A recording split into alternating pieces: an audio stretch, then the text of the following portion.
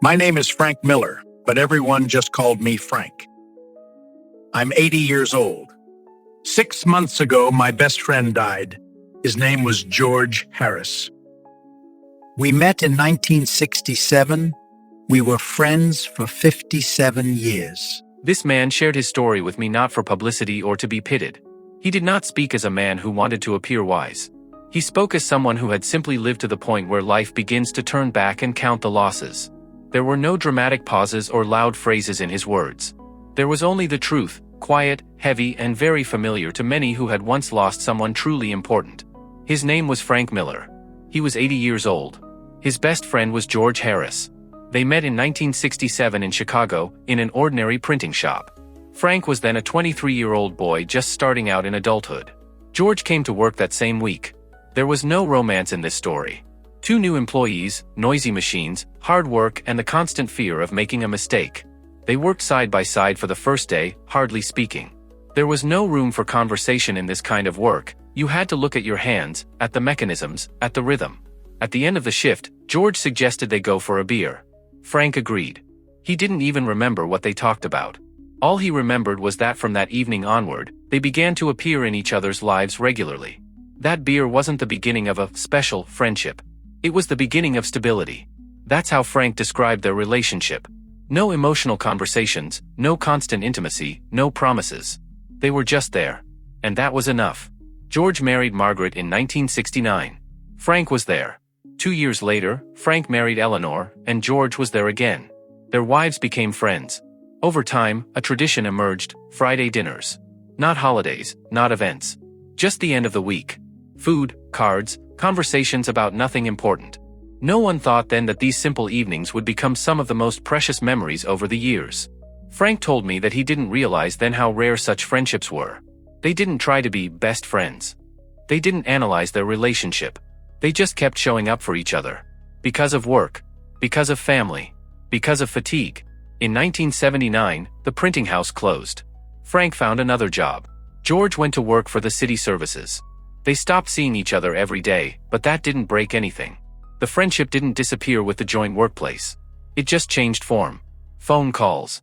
Fridays. Being there at important moments. In 1985, Frank's father died. He said that at that time George didn't try to find the right words. He didn't read morals. He didn't reassure. He just stood there and didn't leave. Frank emphasized that in such moments that is more important than any words. A few years later, George had problems with his son. He ended up in prison. George blamed himself, as parents do, even when they understand that not everything depended on them. Frank was there and reminded him of a simple thing: sometimes life doesn't break down because you did something wrong. Over time, George's son corrected himself, started a family, and George carried this pride quietly, without pathos. Frank emphasized one important detail. They never tried to pull each other out of problems. They didn't play the role of saviors. They simply stayed by each other's side when things were difficult. And that's what, he said, kept them afloat for decades. Looking back, Frank realized, most people look for fun, lightness, laughter in friendship. But the true value of friendship is not manifested when everything is good, but when life becomes difficult and silent. And at that moment it is important not to disappear. That is why this friendship became the foundation of his life. It was so stable that it seemed like a given. And, as is often the case, Frank only realized its true value when it began to disappear. When Frank talked about George Harris, at some point it became clear, it was not just a friendship. He was talking about something deeper, but for a long time he could not find the words. And then he said a phrase that put everything in its place. He said that George was the only person who knew him whole. Frank explained it very simply. Throughout his life, he had been different for different people. For someone, Eleanor's husband. For someone, a father. For someone, an employee. For someone, just an acquaintance. In each of these roles, he showed only a part of himself. The one that was appropriate. The one that was expected of him. But with George this was not the case. George knew him before all the roles. Before marriage. Before responsibility. Before the moment when life became serious and difficult. He remembered Frank young, insecure, sometimes stupid, sometimes harsh. He remembered his mistakes that no one else knew about. And he never tried to justify or condemn them. Frank said that was what made their bond special. With George, he didn't have to explain himself. He didn't have to prove anything. He could be who he really was, without filters or masks. And over the years, that became rare. The older Frank got, the fewer people around him knew about his past. New acquaintances saw only the present version. His children already knew him as a father who decided everything. His colleagues, as a man with experience. But none of them knew what he was like in his early life. George knew. He remembered stories that no one else cared about. Events that seemed small, but shaped Frank as a person. They could sit at the table and suddenly remember something that happened 40 years ago and laugh as if it were yesterday. In such moments, Frank felt that his life had continuity. It was then that he began to realize one terrible thing. As long as George was alive, his past existed. It was real, not just in his memory. There was someone who could confirm, yes, it happened. I was there. We lived it together. Without such a witness, the past begins to lose its form. It remains only memories that you can no longer share with anyone. Frank said it felt like a part of your life was being slowly erased, and there was nothing you could do about it. He admitted that he had never thought about it before. He took George's presence for granted. As someone who would always be there. Who would always remember. Who would always keep the memories alive. And it was only as he got older that he realized how rare this form of closeness was. Not because people didn't want to be there. But because few people stick around long enough to know the whole story of your life, not just fragments of it. Frank said that now that George was gone, he felt as if a part of his life had lost its validation. It's as if some years have become less real because there's no one who can say, I remember it the same way. And that, he says, is what makes the loss so hard. He didn't just lose a friend. He lost the person who held his life together. Frank told me that old age doesn't come suddenly. It doesn't appear on your passport or start with back pain or fatigue. Real old age, he said, begins when the people who made your life meaningful and familiar gradually disappear from your life. And this process is almost always silent. In 2008, Eleanor died. Cancer. Frank was 64 at the time. He said that after her death, the house suddenly became too big and too empty. There was no voice in it that he had grown accustomed to for decades. The children had families of their own problems, their own lives. The phone was silent. The days lost their clear boundaries. That's when George Harris became his only constant point of support. For the first few weeks after the funeral, George came over almost every day. He didn't talk about the future or try to reassure them. He just sat there. He brought food. He waited for Frank to want to talk. Frank said that for the first time he understood that real support is not words, but presence. After Eleanor died, life went on, but it became different. Not worse and not better, just emptier. And over time, the blow came to George. In 2013, Margaret, his wife, died. A heart attack. Frank remembered that nightly call very clearly. He arrived immediately. George was sitting at the kitchen table, staring at one point, as if trying to understand how it had happened. Frank sat down next to him, and they sat in silence for a long time. Now the roles were reversed. Frank became the one who simply did not disappear. After that, they began to see each other even more often. A new routine emerged that kept them both together. Breakfast twice a week. Tuesday and Thursday. The same cafe. The same table. The same orders. Conversations about the weather, the news, small things. None of this seemed important, but it was what gave the day's structure. Frank said that as they got older, they talked more and more about the past. About trips, mistakes, people who were no longer there. It wasn't sad. It was like a memory check. As if they were trying not to miss anything while they could still remember together. And that's when Frank began to notice changes in George. At first it was little things. George would repeat the same stories. Forget words. Get details mixed up. Frank didn't think much of it at first. But over time it became obvious. George's daughter took him to the doctor. The diagnosis was clear: dementia, early stage. Frank said that George wasn't afraid of death. He was afraid of disappearing while he was still alive. He was afraid of losing himself and his memories. Frank remembered telling him the same thing George had once told him in a difficult moment. We don't choose what we deal with, but we can choose how to be there for each other. The next few months were difficult. Some days George recognized Frank right away. Other days I looked at him as if I were seeing him for the first time. But Frank kept coming. On the same days. At the same hours. Even when George didn't remember his name, Frank remembered who George was to him. He told me it was a strange pain to see someone who had known you all your life gradually stop remembering you. But disappearing yourself would have been worse. So Frank stayed. Even when it got harder. Frank said that the last months of George Harris's life were the hardest not because of his physical condition, but because of the silence that gradually replaced everything that had existed between them before. They still saw each other.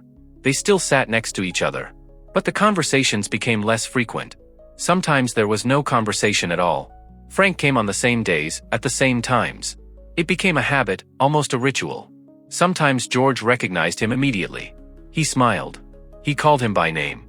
Sometimes he looked at him for a long time and silently, as if trying to understand who this person was in front of him. At such moments, Frank did not correct him. He did not explain. He simply sat next to him. He said that over time he learned to accept this memory loss as part of the process. George disappeared slowly. Not in one day. Not in one event. But in small steps. And each such step hurt in its own way. A few months before the end, George hardly left the house.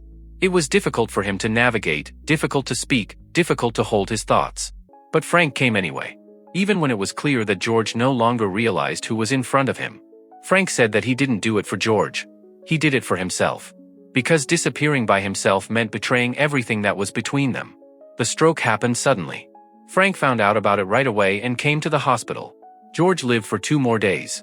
Frank was there almost the entire time. He held his hand, even when it was already clear that George couldn't hear or react. Frank said that at that moment he didn't try to hold him. He didn't ask him to stay. He just said that it was okay. That he could let go. And George left. That happened 6 months ago.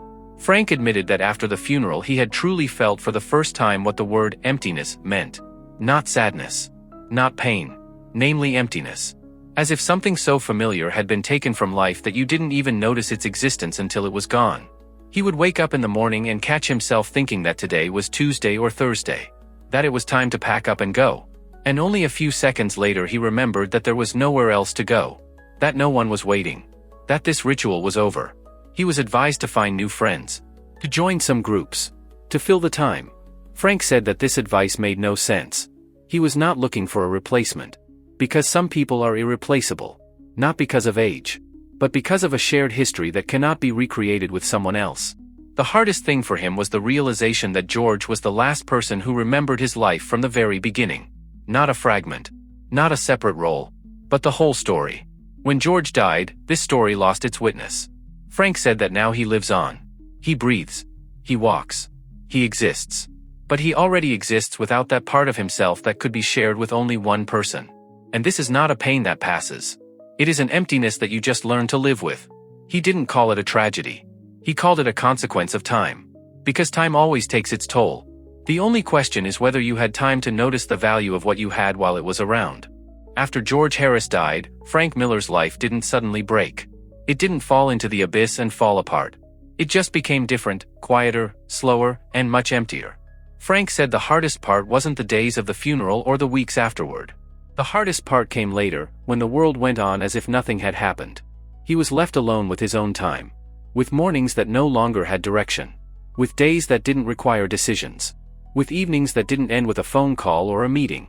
Frank admitted that he had never thought before about how much his life was built around the simple rituals associated with George.